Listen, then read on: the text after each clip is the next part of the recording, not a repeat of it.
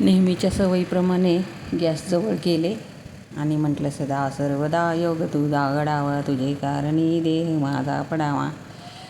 आणि त्यात कसं असतं आपल्या बायकांचं, घरात कधीच्या नावात एखाद्या वेळेला सगळीच लोक जेवायला नाश्त्याला असली ना की मग जरा जास्तच हुरूप आलेलं असतं. म्हणून मी घातला होता स्वयंपाकाचा घाट आणि त्याच्यात सगळ्यांना अचानकच भूक लागली. वेळ कधी गेला ते कळलंच नाही. 11 वाजले. देवपूजा आहे ते सगळं वाचन होईपर्यंत. म्हणून पोहे भिजायला घातले. पण अचानकच हे बाहेरचे लोकांचे स्टेटस वगैरे बघून लक्षात आलं की अरे इच्छा, आपला गॅस पण संपत आला आहे आणि आपण तो लवकर बुक केलेला नाही. तुम्ही केला आहे का नाही गॅस बुक? तुमचा ठेवला आहे का नाही? काळापुढे माणूस कुठे चालत निघाला आहे, पण नियती कुठल्या कुठे आणून ठेवते सांगता येत नाही. उशक काल होता होता, काळ रात झाली, आता पुन्हा आयुष्याच्या पेट वाचली अशी अवस्था झाली.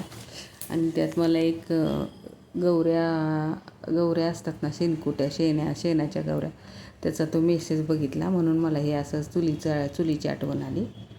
आणि मग नंतर मी लगेचच गॅस बुक केला.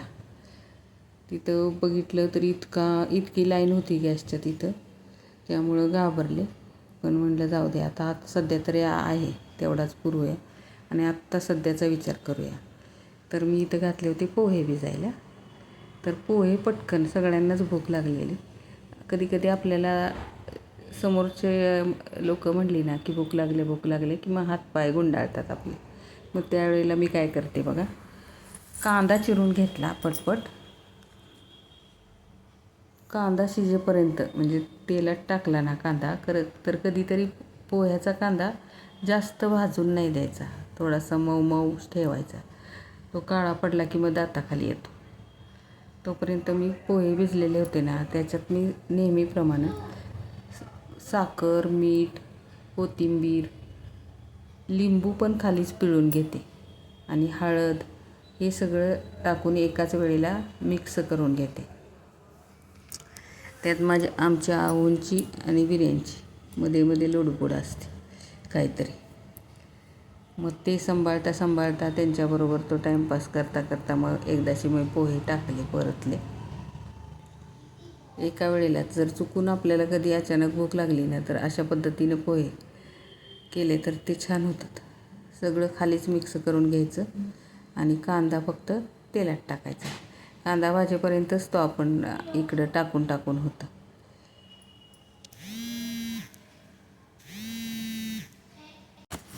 छानपैकी पोहे झाले. सगळ्यांचा एकाच वेळेला नाश्ता झाला. पोट भरून पोहे, कारण एवढी भूक लागलेली असली की एखाद्या आपल्या बायकांचा हात कधी कधी मोठा असतो, तसा माझा पण हात मोठा आहे. त्यामुळं मी एकदम भरपूर सगळं करते जे काय करायचं ते, कधी कुणाला कमी पडू नये असं. कारण घरातली बाई समाधान असली ना आणि सगळ्यांना पोटभर जेवायला घालणारी असली तर समोरचा पण समाधानी होतो. आयुष्य तसं खूप सुंदर आहे, आपणच त्याला किचकट बनवतो. जे बदलायला हवं असतं ते बदलायलाच हवं. जे आपण जसं आहे तसं स्वीकारायला लागतं. पण माणूस ऐकतो कमी आणि विचारच जास्त करतो. भविष्यासाठी आज जळतो आणि भूतकाळासाठी वर्तमान गमावतो. सोप्या गोष्टीत गुंतागुंतीच्या करतो आणि स्वतःला हरवून बसतो.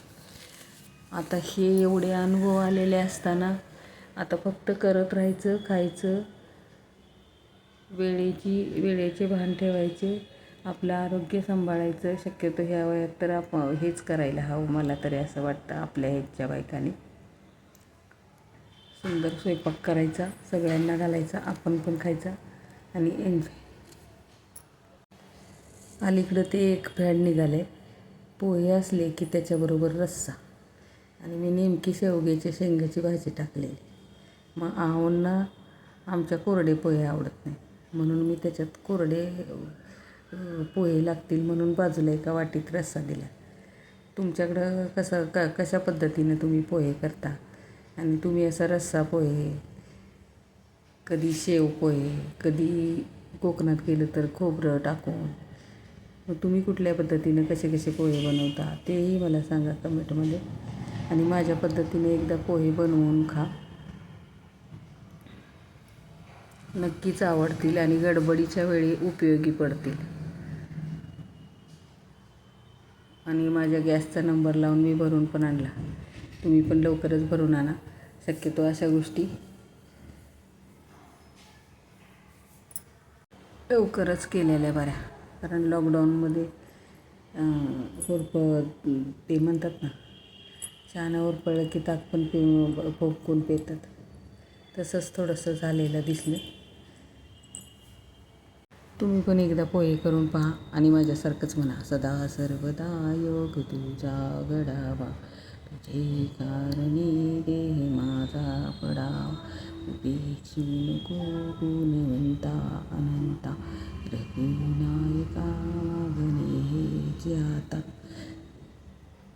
स्वयंपाक करताना जर आपलं मन प्रसन्न असलं तर समोरची लोकं, खाणारे लोकं पण तितकंच. म्हणतात ना, पोटातनं मार्ग जातो प्रेमात.